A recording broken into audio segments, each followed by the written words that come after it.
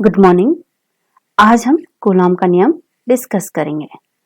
तो कूलॉम के नियम के अनुसार अगर हम दो स्थिर बिंदु आवेश लेते हैं, जैसे यहाँ पे हमने Q1 और Q2 लिया है और इन दोनों को एक दूसरे से r दूरी पर रखें, तो इनके बीच जो वैद्युत बल है F, ये इन आवेशों की मात्राओं के गुणनफल के अनुक्रमानुपाती होगा, यानी F is proportional to Q1 Q2। इसी प्रकार से ये F इनके बीच की दूरी R के वर्ग के व्युत्क्रमानुपाती होगा, यानी F is proportional to 1/r square. दोनों इक्वेशंस को कंबाइन करके अगर हम लिखें तो ये लिख सकते हैं F is proportional Q1 Q2 upon R square. अब हम इसे इक्वल टू में बदलेंगे तो प्रोपोर्शनलिटी का जो ये चिन्ह है इसको हम K से रिप्लेस कर सकते हैं, तो हम लिख सकते हैं F equal to K Q1 Q2 upon R square, जहाँ K क्या है, एक अनुक्रमानुपाती नियतांक है और इस K का मान एक्सपेरिमेंट्स के द्वारा जो आया वो कितना आया, 1/4 पाई एप्सिलॉन नॉट। K के मान को जब हम इस इक्वेशन में रखें तो जो फाइनल हमारे पास F की वैल्यू आती है वैद्युत बल के मान की, तो F बराबर क्या हो जाएगा, 1/4 pi epsilon not Q1 Q2 upon R square. इस तरीके से जो कूलॉम का नियम है, ये दो स्थिर और बिंदु आवेशों के बीच लगने वाले इलेक्ट्रिक फोर्स को बताता है। इलेक्ट्रिक फोर्स ये आकर्षण का भी हो सकता है और प्रतिकर्षण का भी हो सकता है। कितना होगा ये, इन आवेशों के जो परिणाम हैं उनके गुणनफल के अनुक्रमानुपाती होगा और साथ ही उनके बीच की जो दूरी है उसके वर्ग के व्युत्क्रमानुपाती होता है। इसके अलावा जो ये फोर्स है, जो ये इलेक्ट्रिक फोर्स है, इसकी जो डायरेक्शन होगी वो इन आवेशों को मिलाने वाली जो रेखा है उसके अनुदिश होगी। तो इसके डायरेक्शन निकालने के लिए हमने यहाँ पर चार सेटअप बनाए हैं। दो चार्ज लिए हैं जिनकी प्रकृति अलग अलग है। पहले सेटअप में प्लस प्लस चार्ज है, दूसरे में माइनस माइनस, तीसरे में प्लस माइनस और चौथे में माइनस प्लस चार्ज लिए हैं जो एक दूसरे से r मीटर की दूरी पर हैं। तो जो वैद्युत बल है उसकी डायरेक्शन क्या होगी, इन आवेशों को मिलाने वाली रेखा के अनुदिश होगा। इन चारों सेटअप में जो आवेश हैं इनको जो मिलाने वाली रेखा है वो x अक्ष के अनुदिश है, अतः जो इलेक्ट्रिक फोर्स होगा वो भी x अक्ष के अनुदिश ही होगा, लेकिन ये बाहर की ओर होगा या अंदर की ओर होगा, प्लस x अक्ष में होगा या माइनस x अक्ष में होगा। अगर इसके मिडिल पॉइंट को 0 माने तो इधर क्या हो जाएगा, प्लस x अक्ष और इधर क्या हो जाएगा, माइनस x अक्ष। तो इसका निर्धारण कौन करेगा, ये इन आवेशों की प्रकृति बताएगी। अब जैसे पहले सेटअप में दोनों आवेश क्या हैं, पॉजिटिव हैं, इस कारण ये एक दूसरे को प्रतिकर्षित करेंगे। तो प्रतिकर्षित करेंगे तो जो इनका इलेक्ट्रिक फोर्स है ये एक दूसरे से दूर विपरीत लगेगा, यानी इसमें जो बल की दिशा वो क्या है, बाहर की ओर है। इसी तरीके से दूसरे सेटअप में भी माइनस माइनस चार्ज होने के कारण इनके बीच प्रतिकर्षण का बल लगेगा, जिसके कारण इस सेटअप में भी जो इलेक्ट्रिक फोर्स है उसकी डायरेक्शन आउटवर्ड होगी। जबकि थर्ड और जो फोर्थ सेटअप है इसमें जो इलेक्ट्रिक फोर्स की लाइन है वो अंदर की ओर है, इनवर्ट्स हैं। क्यों है, क्योंकि इनमें आकर्षण का बल लगेगा। अतः प्रत्येक सेटअप में जो इलेक्ट्रिक फोर्स है उसकी डायरेक्शन आवेशों को मिलाने वाली रेखा के ही अनुदिश होगी।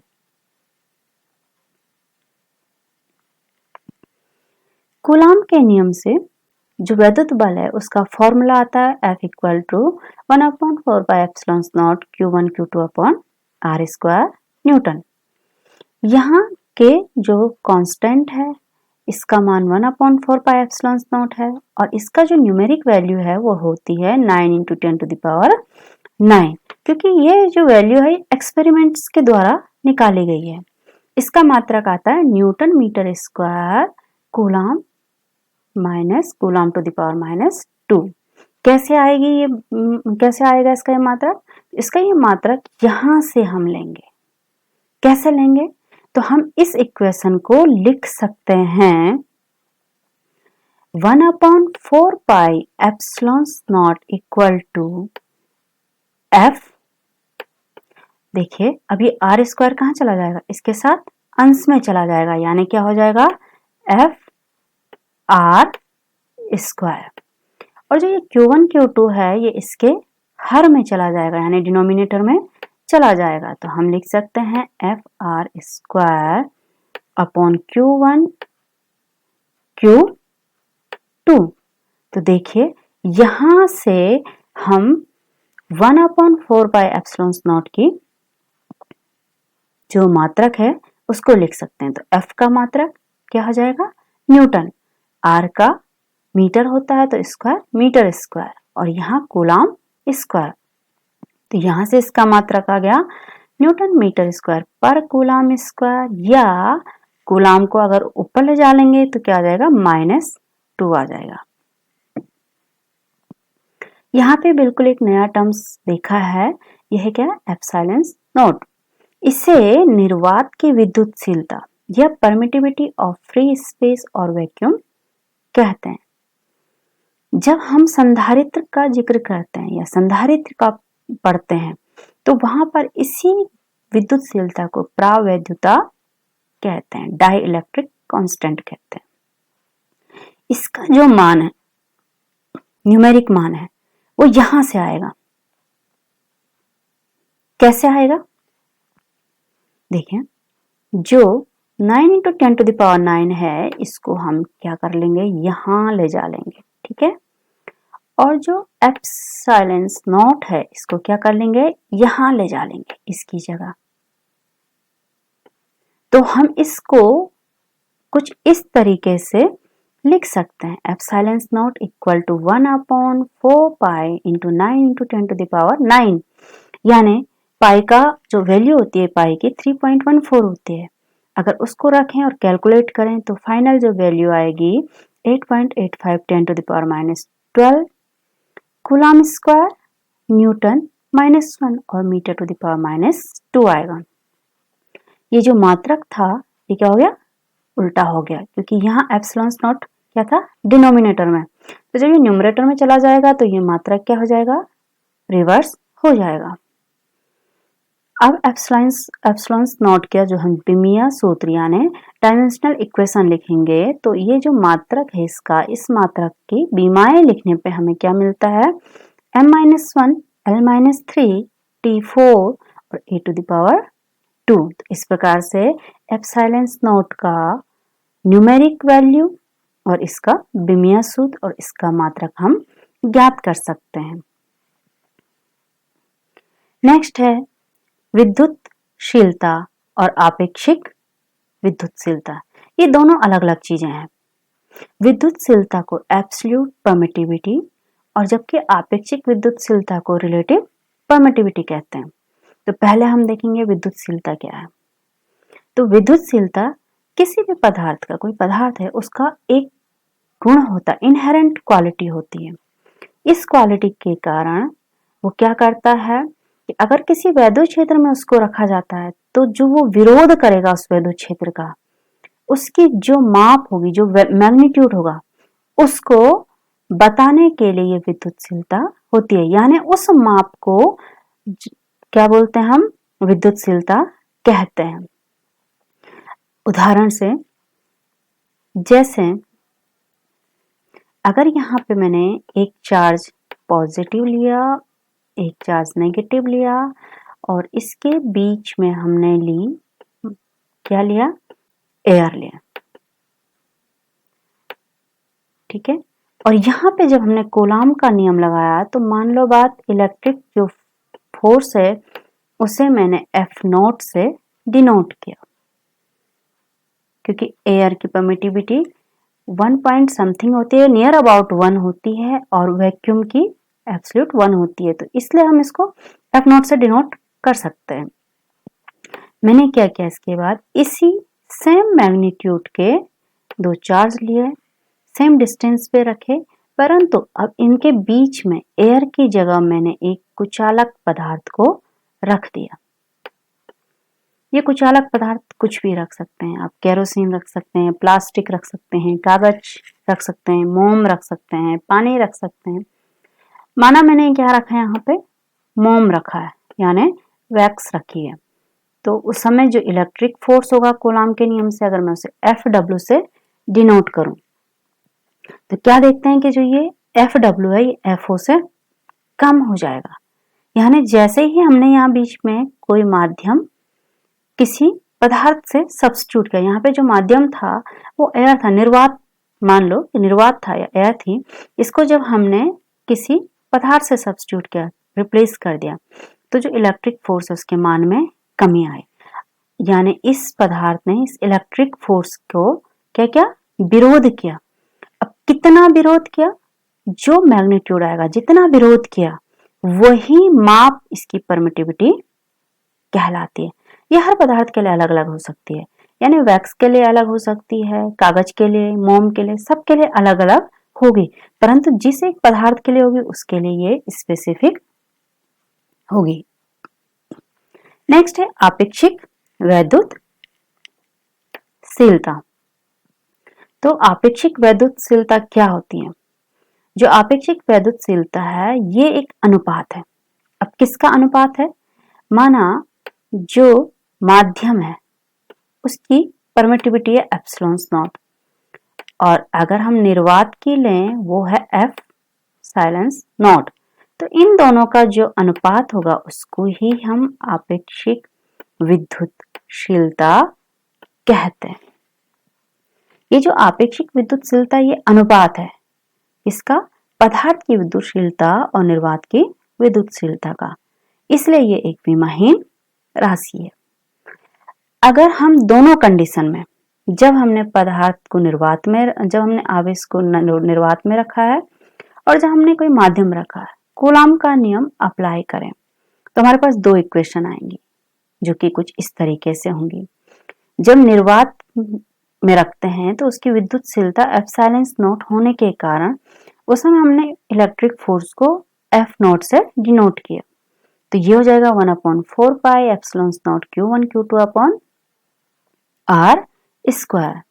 ठीक इसी प्रकार जब हमने माध्यम को सब्स्टिट्यूट किया, माध्यम बीच में रख दिया, और अगर उस माध्यम की विद्युतशीलता एप्सिलॉन है तो कूलाम का जो नियम है वो क्या हो जाएगा, F equal to 1/4 pi epsilon not Q1 Q2 upon R square. अब प्रैक्टिकल के माध्यम से देखा गया, प्रयोगों से देखा गया कि जैसे ही हमने कोई प्रावैद्युत पदार्थ, कुचालक पदार्थ क्या करा, आवेशों के मध्य रखा, तो जो वैद्युत बल का मान है वो हमेशा निर्वात के वैद्युत बल की अपेक्षा कम होता है। इन दोनों का अनुपात किसी एक विशेष पदार्थ के लिए, हर पदार्थ के लिए अनुपात अलग अलग होगा, लेकिन एक पदार्थ के लिए ये हमेशा कांस्टेंट होगा। जैसे कांच है तो उसके लिए ये K हमेशा कांस्टेंट होगा निर्वात के सापेक्ष, तो F नॉट अपॉन F क्या हो गया, K। ये K एक नियतांक है जिसे माध्यम का परावैद्युतांक या आपेक्षिक विद्युतशीलता कहते हैं।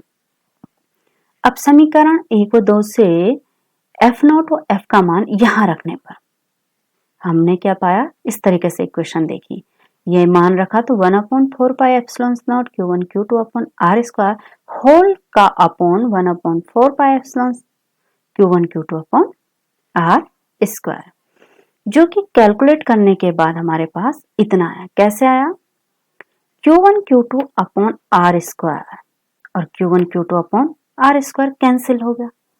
इसी तरीके से 4 पाई भी एक दूसरे से कैंसिल हो गया,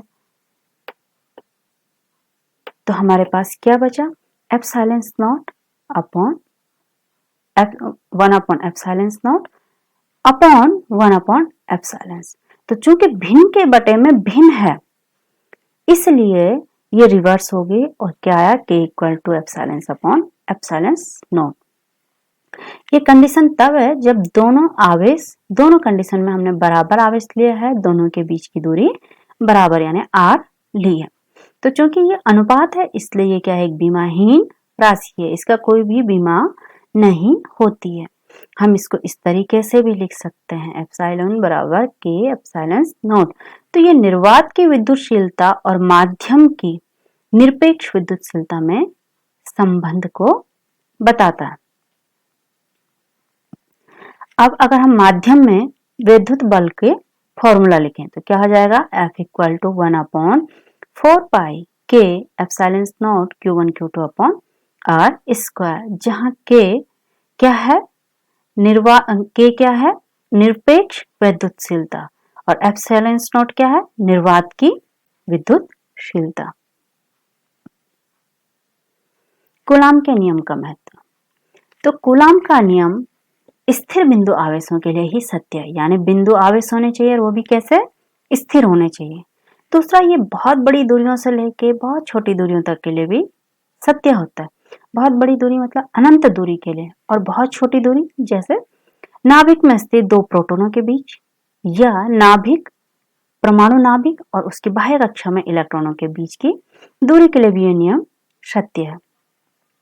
यह नियम बताता है कि परमाणु के अंदर इलेक्ट्रॉन और नाभिक किस बल के द्वारा यानी कैसे करके जुड़े होते हैं, तो उस फोर्स को भी ये डिफाइन करता है। इसी प्रकार से ये अणु, जब परमाणु मिलकर अणु बनाते हैं तो उनके मध्य लगने वाले बंधन बल को भी डिस्क्राइब करता है। इसी प्रकार से परमाणु और अणु जब मिल करके ठोस और द्रव की रचना करते हैं तो उन्हें भी कूलाम का नियम समझाता है। इसके साथ ही यह नियम ये भी बताता है कि क्यों भारी नाभिक हमेशा रेडियो एक्टिव होते हैं। भारी नाभिक हमेशा रेडियो एक्टिव होते हैं। यहाँ पे हमने यूरेनियम का एग्जाम्पल लिया। यूरेनियम का जो परमाणु है, इसके नाभिक में 92 प्रोटॉन और 144 क्या है, न्यूट्रॉन है। तो ये एक रेडियो एक्टिव तत्व है, ये इसको डिफाइन करता है। जब इसमें हमने न्यूट्रॉन की बम्बारमेंट कराया तो ये दो हल्के नाभिक बेरियम और क्रिप्टॉन में टूटने के साथ ही 3 न्यूट्रॉन और एनर्जी को रिलीज करता है। परंतु ये रेडियो एक्टिव है, क्यों है, क्योंकि जो 92 इसके नाभिक में प्रोटॉन है तो इनके बीच क्या लगता है, वैद्युत बल लगेगा, जो क्या होगा, प्रतिकर्षण का बल होगा। तो इसको भी कूलाम का नियम समझाता है कि क्यों भारी नाभिक हमेशा रेडियो एक्टिव या अस्थायी होते हैं। अब वैद्युत बल की गुरुत्वाकर्षण बल से तुलना। वैद्युत बल दो स्थिर बिंदु आवेशों के बीच लगने वाला आकर्षण और प्रतिकर्षण का बल क्या कहलाता है, वैद्युत बल कहलाता है। इसी प्रकार से गुरुत्वाकर्षण बल, दो द्रव्यमान m1 m2 अगर हमने लिए हैं r दूरी पर रखें तो इनके बीच लगने वाला जो आकर्षण का बल होगा वो क्या कहलाता है, गुरुत्वाकर्षण बल कहलाता है।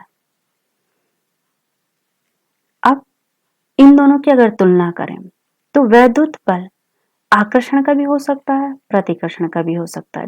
किस पे निर्भर करेगा, आवेशों की प्रकृति पे। अगर समान आवेश हैं तो हमेशा प्रतिकर्षण का होगा, अगर विपरीत प्रकृति के यानी प्लस माइनस हैं तो हमेशा आकर्षण के होंगे। इस आधार पर वैद्युत बल के आधार पर हम ये डिफाइन कर सकते हैं कि आवेश क्या होते हैं, दो प्रकार के होते हैं, धनावेश और ऋणावेश। जबकि गुरुत्वाकर्षण बल हमेशा केवल क्या होता है, आकर्षण का बल होता है, ये एक दूसरे को अपनी ओर खींचते हैं। तो इस आधार पर हम बताते हैं कि द्रव्यमान केवल एक ही प्रकार का होता है। आवेशों के मध्य माध्यम पर निर्भर करता है कौन, वैद्युत बल। अभी हमने देखा था कि अगर हम यहाँ पे एयर की जगह वैक्स को रख देंगे तो इलेक्ट्रिक फोर्स का मान कम हो जाएगा, यानी आवेशों के मध्य जो माध्यम है ये विद्युत बल उस पर भी निर्भर करता है। जबकि गुरुत्वाकर्षण बल द्रव्यमानों के मध्य के माध्यम पर निर्भर नहीं करता है, यानी दो द्रव्यमानों के बीच में वायु हो, जल हो या कुछ भी हो, इनका जो ग्रेविटेशनल फोर्स है वो वही रहता है। विद्युत बल गुरुत्वाकर्षण बल की तुलना में अत्यंत प्रबल होता है, बहुत तीव्र होता है, जबकि वैद्युत बल की तुलना में गुरुत्वाकर्षण बल अत्यंत ही कमजोर होता है। हमने यहाँ पर दो चार्ज पार्टिकल लिए Q1 और Q2, दोनों को नेगेटिव लिया है, एक दूसरे से r दूरी पर रखा है। इनके बीच लगने वाला इलेक्ट्रिक फोर्स Fe यह है 1/4 pi epsilon not Q1 Q2 upon r square. कहाँ से आया ये? कूलॉम के नियम से आया। अब इनके बीच लगने वाला गुरुत्वाकर्षण बल कितना होता है?